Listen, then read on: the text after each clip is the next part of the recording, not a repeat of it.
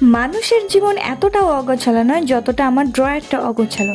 মানে ৩-৪ মাসে এতটা ড্রয়ার অগোছালো কী করে হয় আমি জানি না।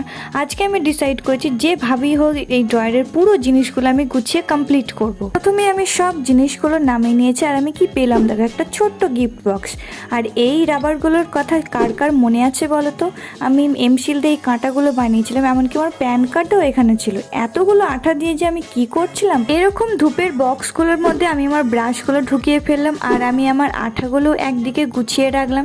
এই গোল্ডেন পাতাটা মা আমাকে রাস্তা থেকে কুড়িয়ে এনে দিয়েছিল, এখানে আমি আর্টিফিশিয়াল ফুলগুলো রেখেছি।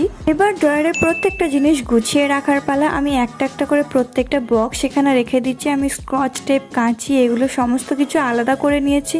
এর সঙ্গে এর উপরে আমি গ্লুগানটাও রেখে দিচ্ছি। এর সাথে আমি আরও অনেক ছোট্টখাট্ট বক্স এখানে রেখে দিচ্ছি। এখানে ধূপের বক্সটাও রেখে দিলাম আর এই ব্রাশটা এখানে ঢুকছিল না, তাই পাশেই রাখলাম।